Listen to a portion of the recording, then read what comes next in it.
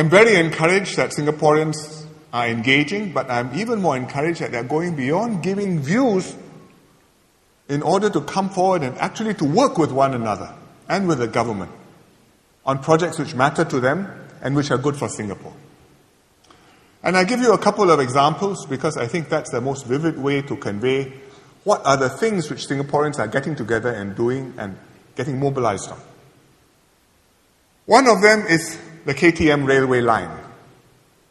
The land we took back on the 1st of July, and we are creating a green corridor along the railway line. And there are many views outside encouraging the government to make this a beautiful green corridor to add to the amenities of living in Singapore. And MND and URA and me, we are very keen on this. So URA has been carrying out an extensive public consultation. Koh Boon Wan is in charge, but Tan Juan Jin, I think, has been personally focused on this and talking to the different nature groups and civic groups outside, looking for creative ways to preserve the green spaces without affecting the development potential of the land which can be developed. Because there are lands which can be developed and which should be developed, because they are very valuable. But the strip of the railway, I think we can do something interesting with that. And we've got many bright ideas, some from students, some from architects, some from design professionals, and they've sent them to us. They want to use some sections as creative arts and performing spaces. They want to develop a leisure corridor, link them to our park connector network. And there are some pictures which you can see. This is Sungai Pang Sua. This is a canal. The actual railway line is just beyond the trees, but we can transform this, and here's one proposal to make it look like this. So the amenities will be for the residents, for Singaporeans. The canal becomes a meandering stream, and the houses behind, well, the property value is likely to go up.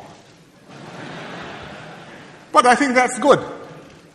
There's another proposal from a recent architecture graduate from NUS, Ms. Regina Koo, who put some effort into designing a project also around the same area, and her proposal is to build this structure which she calls a velo park, which means it's a center for bicycle activities.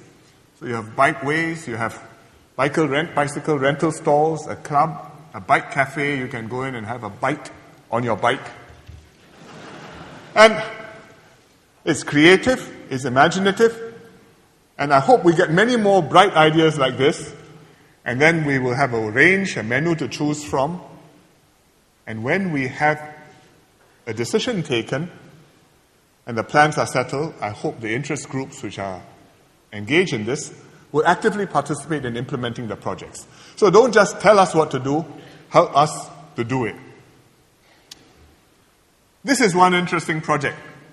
Another interesting project is the Yellow Ribbon Project, which you will have heard of, probably. And its objective is to help to rehabilitate ex-offenders, people who are released from prison, and to lower the re-offense rate, which we've done quite successfully.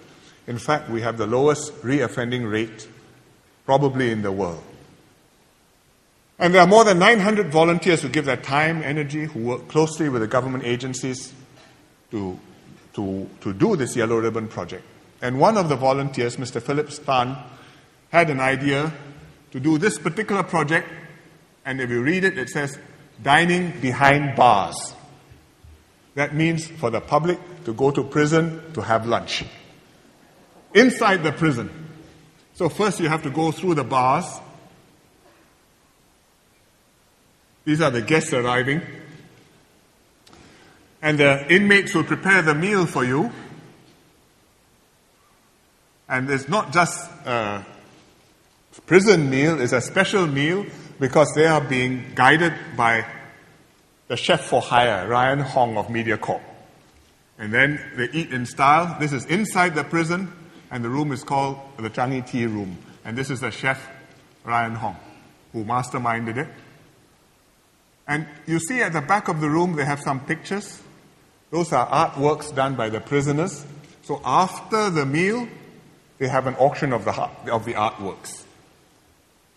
So the end result, raise money for Yellow Ribbon Fund, and also let public know that our inmates are working hard to rehabilitate themselves and that they deserve a second chance. And this is a sort of thing which the government cannot do very well by itself as a government department. We can facilitate it, we can encourage it, but you need people with a passion who will put their heart and soul into it and dream up new ideas like this. So that is what we are looking for. Not everything can be done through such volunteer efforts. And in government, not every policy can go through extensive consultation. Sometimes the government just has to deliberate and decide because it's sensitive or there's no time or is an issue where the government has to make up its mind. For example, when it has to do with national security or when it has to do with crisis, you can't go around asking people what to do. The government has to carry the can.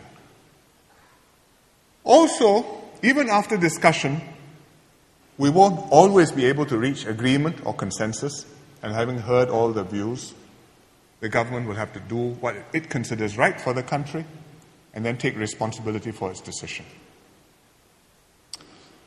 Matters can be big or small. We receive many requests every day, and not every request of the government can be fulfilled. It could be just to waive a traffic fine or a library fine. It could be just to give a person in the queue priority over other persons in the queue. We may or may not be able to satisfy such requests, but whether we can or cannot say yes, we must always maintain courtesy and mutual respect when we discuss these issues. Government departments have to do that. Frontline staff have to do that. And every day, our frontline staff in the government departments deal with thousands of Singaporeans. Our teachers in schools, our HDB staff at the counters and in the area offices, our town council staff, our hospital staff, PA in the community centres. Thousands, if not tens of thousands of engagements. And most members of the public will be civil, and I think most of the time it works well. But some people will press hard, and some can be quite demanding. And the agencies tell me that such cases of people being demanding have grown more common in the last few months. And the frontline staff are feeling under pressure. So, for example, there was one person who went to a government department and at the counter he wanted something, he couldn't get it. And this is what he told the staff. He said, "I don't care what your policies and rules are. Your job is to make sure that I qualify as a special case. Find the rules, find the right rule to make sure that I'm a special case, and I want you to do it now." Now, how would you feel if you were at the counter dealing with this case? How should you react? Can you really say yes? Can the government say yes? Then what happens when the next person comes? Say, "I also want a special rule." So we have to be able to manage such cases, and I encourage the frontline staff, do your best. Be firm, fair, courteous, even when under pressure. Your job is not easy, but it's an important job. Do it well, and we will back you up. I hope the public will also be civil, even when you don't get what you are asking for, because with restraint and good sense on both sides, we can solve more problems and we can strengthen the relationship between the people and the government. But beyond attending to matters like this, I encourage Singaporeans to come forward to play a larger and a positive role, to sort out issues and compromises together without getting the government, without needing the government to get into the loop. Best of all, to take the initiative yourself and to make something happen and to make a difference to the lives of others. One good example of this, which I can't resist showing you, is a young man who is a photographer. His name is Sam Kang Lee, and he lives in an HDB block in Tampines. And he discovered he realized that his neighbors may see each other every day, but they don't really know each other that well. And Kang Li is in the audience. So he took the initiative to take family portraits of his neighbors at their doorsteps to help them get to know one another. And here are some of the pictures. So through this exercise, taking pictures, he succeeded in breaking the ice. And now, when the neighbors meet one another, they acknowledge one another, they greet one another, there's more small talk in the block. And when he comes back and gets back from work, the neighbors who happen to be going out will tell him, "Come, take my parking lot, it's free." So this is Kang Li here, who took all these pictures. So I think we look forward to many more examples of active citizenship like this. We are a young nation. If we are to develop and to mature, we have to harness our diverse views and ideas, put aside our personal interests, and forge common goals. Come to some agreement that this is something worth doing together. Let's make it happen. And we need active citizens to change our community for the better. So work with us, make it happen, stand up and do our part to shape Singapore's future.